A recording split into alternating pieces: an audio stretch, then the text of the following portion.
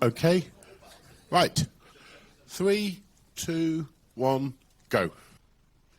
Hello, everyone. My name is David. I work mainly on Mesa 3D, which is like GPU drivers user space. Been mentioned in previous talk a bit. So I will just present small thing. And that's like these days we're doing, as a part of work I've been doing on a CI repository and stuff, I brought up some small nightly builds for Mesa for Debian. So right now for Trixie, you can use nightly Mesa builds if you want to test something or prepare for like next release and you're not sure like, you know, if new Mesa solves something for you or not. So so far it's for Trixie, working also on Bookworm, but for Mesa we need some backports, dependencies and stuff. I need to contain everything into one repository. And we have like cool feature because the repository is built on GitLab. So we can kind of use binary bisection within the repository. So when you added your repository inside your system, you can accept like choosing like Trixie on Bookworm. You can also pass some Git hash and go like 5 days back. And let's say like you using as me the nightly repository every day, and one day your app broke, and you're like, okay, when it last worked, you know. So you can like go 5 days back and see if the build still like if it's still broken for you or not. This is a nice feature. And so far, what's next? Like my goal is kind of let people to play games with latest features or test something which Mesa developers fixed for the people. And you know, some of users are not that comfortable with compiling Mesa. And second part is if you compile Mesa, you may generate a bit different binary what Debian does. So a little bit different configuration, a little bit different whatever. So this should ensure you have kind of same build as Mesa, as Debian, sorry.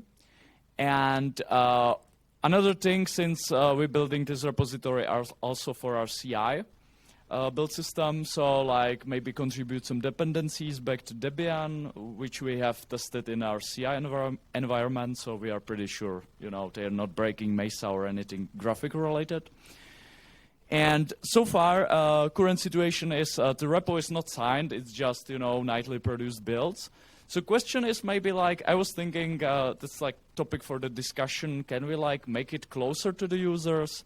Can I, I can sign the repo, but that's like not much. You know, it will be in the CI still. Maybe use Debian experimental, but then question is how to do it, like to have every night new build without someone having to sign it manually. And or like some PPA would be nice, but you know, depends on Debian people, I guess. And thank you for your attention. And here is the QR code and link to repo if anyone wants to look into it. Yeah, thank you. Any questions? One question, maybe? One question there.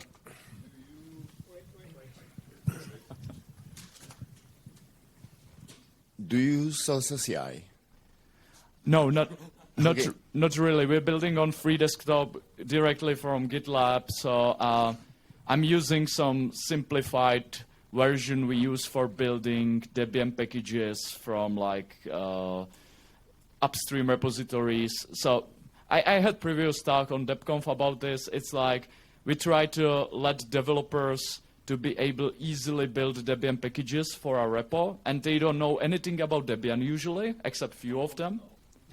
And yeah, as been said, some of them they don't want to know. So I'm using this infrastructure we have for the CI to build also the Mesa.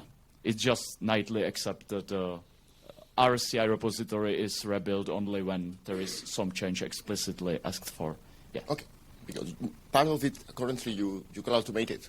All the nightly builds could be done with Salsa CI.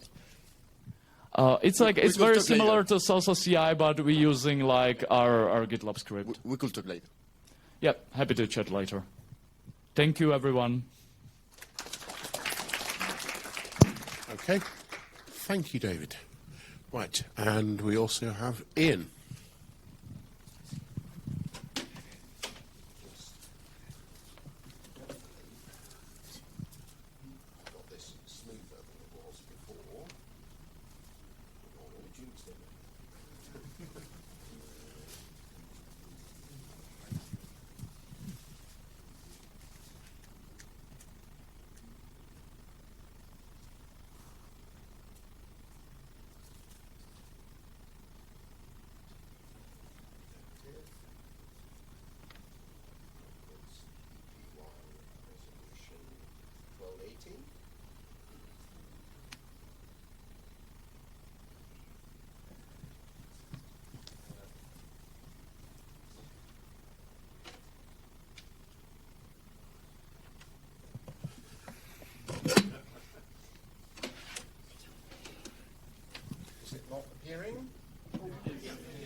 Right.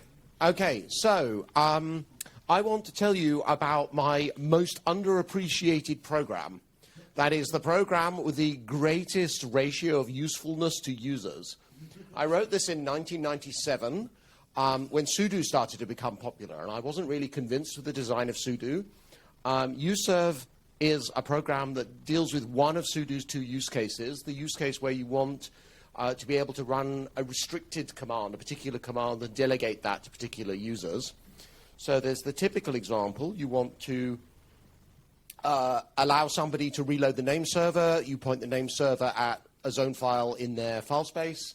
And this is what I have here on Chiark to let users who have that. I've, for GDPR reasons, not listed all the users whose DNS zones can be reloaded by this thing.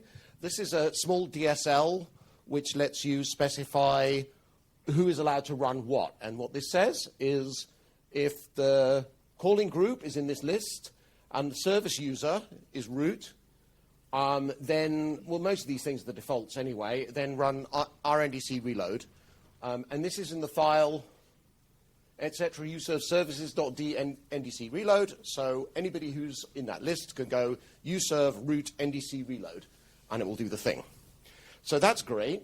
It can do more exciting things. It can do cross-privilege.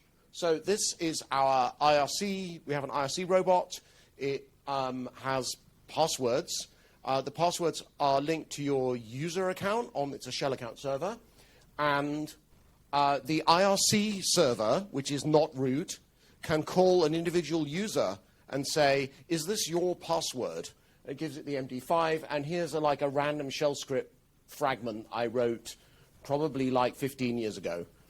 So you can use it like that. Or you can make it part of your proper software experience.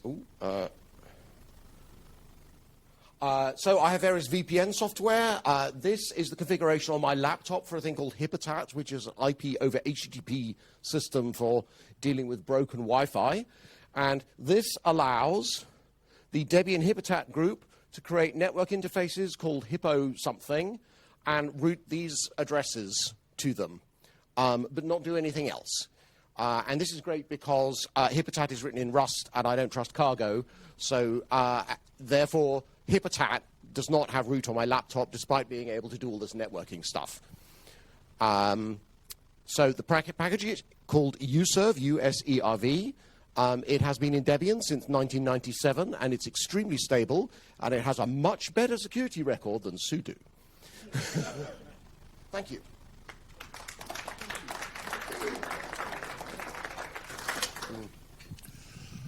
Cool.